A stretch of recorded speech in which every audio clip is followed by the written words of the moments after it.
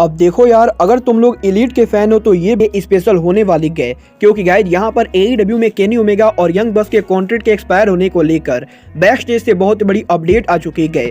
AEW में MJF regularly क्यों wrestle नहीं करते गए, इसको लेकर MJF ने बड़ा खुलासा कर दिया है। जेफ हार्डी के AEW में रिटर्न स्टेटस को लेकर रेसलिंग ऑब्जर्वर ने काफी बड़ी अपडेट दी है। माकी यूतो के WWE को ज्वाइन करने को लेकर माकी यूतो का बड़ा बयान आ चुका है। और गाइज क्रिस जेरिको के रोमन रेंस के स्टोरी लाइन को कॉपी करने को लेकर जिम कॉर्नेट ने क्रिस जेरिको पर बड़ा आरोप लगा दिया है। तो गाइज चलिए बिना किसी देरी के शुरू करते हैं इस वीडियो को। और गाइज सबसे पहले बात करते हैं AEW world champion Maxwell Jacob Friedman MJF की।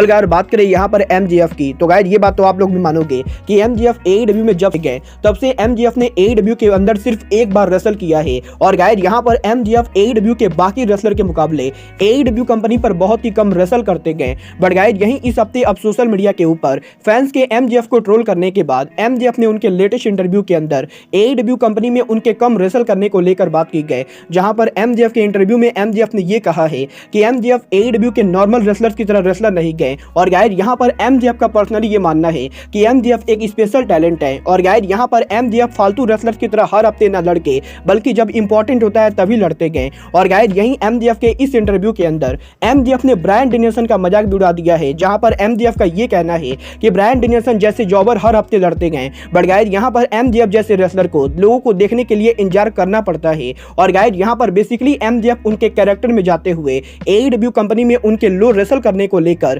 फैंस को ये बता रहे गए कि MJF हर हफ्ते लड़ने वाले आलतू फालतू रेसलर नहीं गए। गाइड यहाँ पर मैं MJF के डिसीजन से पूरी तरह से एग्री करता हूँ, क्योंकि गाइड यहाँ पर मुझे भी नहीं लगता है कि MJF को हर हफ्ते लड़ने की जरूरत है। बट गाइज चलिए अब आगे बढ़ते हैं और बात करते हैं AEW के लेस चैंपियन क्रिस जेरिको की। गाइज जैसा कि आप लोग को मालूम है, ROH की फाइनल बैटल पर जेरिको और गार्सिया के ROH के टाइटल को हार जाने के बाद AEW के लास्ट वीक के डायनामाइट शो के ऊपर हमें क्रिस जेरिको डेनियल गार्सिया से ये कहते हुए दिखाई दिए थे कि डेनियल गार्सिया को सैमी गुवारा को फॉलो करना चाहिए। और गाइज यहाँ पर AEW के अंदर AEW company Chris Jericho, Sammy Guevara और डेनियल गार्सिया को लेकर एक बार फिर से स्टोरी लाइन को बिल्ड कर रही है। बट गाइज यही अब AEW के इस स्टोरी लाइन को लेकर एक बार फिर से रेसलिंग लीजेंड जिम कॉर्नेट का बयान आ चुका है, जहां पर जिम कॉर्नेट ने इस हफ्ते उनके पॉडकास्ट के अंदर AEW कंपनी के ब्लड लाइन के स्टोरी लाइन को कॉपी करने का आरोप लगाया है। और गाइड यहां पर जिम कॉर्नेट का यह कहना है कि WWE के अंदर जिस तरीके से ब्लड लाइन फैक्शन के अंदर सैमी जेन और उसूस की राइवलरी बिल्ड हुई थी, AEW कंपनी उसी स्टोरी लाइन को AEW कंपनी के अंदर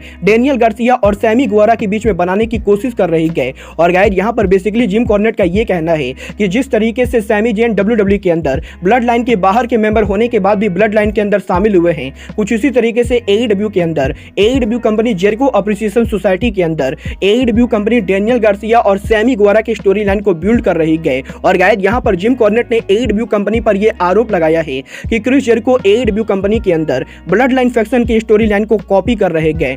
गाइज आप लोग जिम कॉर्नेट से एग्री करते हो या नहीं, आप लोग मुझे कमेंट करके बताइए। बट गाइज चलिए अब आगे बढ़ते हैं और बात करते हैं जापान की one of the most popular superstar Maki Itoh की।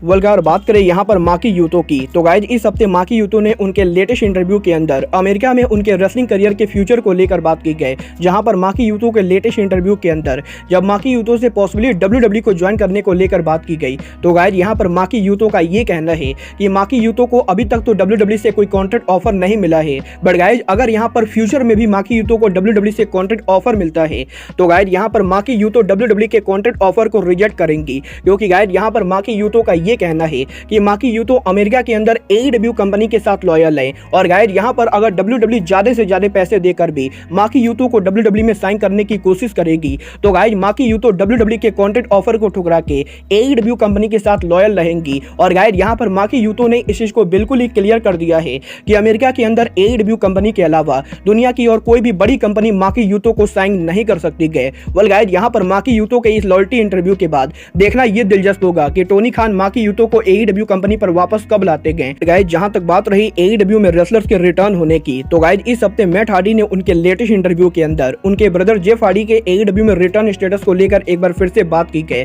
जहां पर इस बार मैट हार्डी का ये कहना है कि जेफ हार्डी अब पहले के मुकाबले काफी बेटर इंसान बन चुके गए। और गाइज जेफ हार्डी AEW पर उनके रिटर्न करने के लिए लगातार जिम के अंदर ट्रेनिंग भी कर रहे गए। बट गाइज यहाँ पर जेफ हार्डी AEW पर उनका रिटर्न तब तक नहीं करेंगे जब तक जेफ हार्डी का DUI का अरेस्ट केस खत्म नहीं होता है। और गाइस यहाँ पर मैट हार्डी का ये कहना है कि जैसे ही जेफ हार्डी का ये केस वाला मामला ओवर होगा, जेफ हार्डी एईडब्ल्यू कंपनी पर उनका रिटर्न करेंगे। और गाइस एईडब्ल्यू के अंदर फैंस को एक बार फिर से हार्डी बॉयज का एईडब्ल्यू में रन देखने को मिलेगा। वेल गाइस यहाँ पर मैट हार्डी ने तो क्लियर कर दिया है कि जेफ हार्डी के केस के ओवर होने के बाद जेफ हार्डी एईडब्ल्यू कंपनी पर उनका रिटर्न करेंगे। बट गाइस जहां तक बात रही जेफ हार्डी के डीयूआई अरेस्ट की, तो गाइस इस हफ्ते अमेरिका के अंदर एक बार फिर से जेफ हार्डी के केस को डिले कर दिया गया है। और गाइस यहाँ पर जेफ हार्डी ओरिजिनली इस केस के अंदर जिस टाइम पर इस केस को ओवर करने वाले थे, अब ये केस उसके मुकाबले भी लंबा जाने वाला है। और गाइस फिलहाल एईडब्ल्यू कंपनी के अंदर जेफ हार्डी का रिटर्न होना पूरी तरह से इम्पॉसिबल है। वेल गाइस देखना बहुत ही दिलचस्प होगा कि एईडब्ल्यू में जेफ हार्डी का रिटर्न कब और कैसे होता है। गाइस चलिए अब आगे बढ़ते हैं और बात करते हैं एईडब्ल्यू में केनी ओमेगा और यंग बक्स के कॉन्ट्रैक्ट स्टेटस की।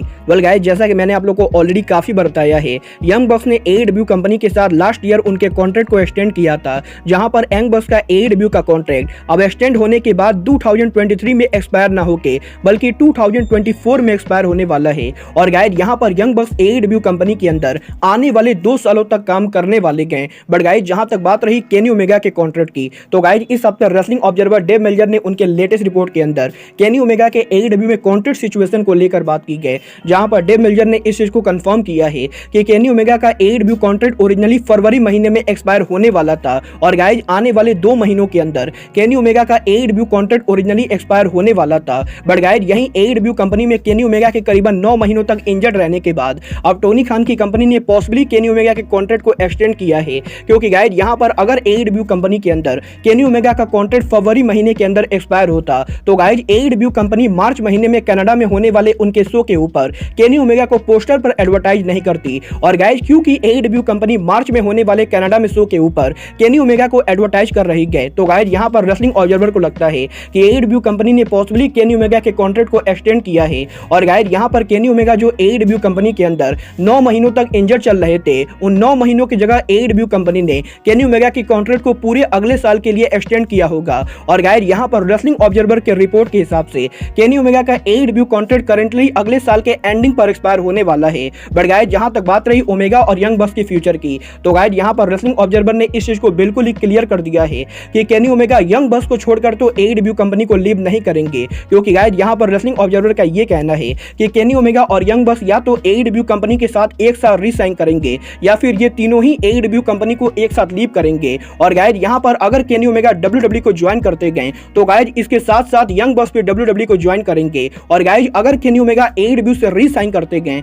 तो गाइस यंग बक्स भी एईडब्ल्यू से रीसाइन करेंगे। और गाइस बेसिकली डेव मेल्जर ने इस चीज को बिल्कुल ही क्लियर कर दिया है कि केनी ओमेगा और यंग बक्स एईडब्ल्यू कंपनी को एक साथ ही लीव करेंगे। वेल गाइस देखना बहुत ही दिलचस्प होगा कि 2024 के पहले टोनी खान इन तीनों को एईडब्ल्यू में नया कॉन्ट्रैक्ट ऑफर देते हैं या नहीं, और गाइस ये तीनों एईडब्ल्यू के साथ रीसाइन करते हैं या नहीं।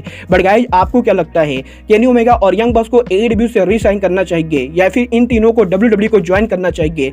आप लोग मुझे कमेंट करके बताइए। बट गाइस मैं तो पर्सनली डेफिनेटली एक ना एक बार केनी ओमेगा और यंग बक्स को डब्ल्यूडब्ल्यू के अंदर काम करते देखना चाहूंगा। और गाइस यहां पर मैं पर्सनली चाहता हूं कि एलीट अब डब्ल्यूडब्ल्यू कंपनी को ज्वाइन करे।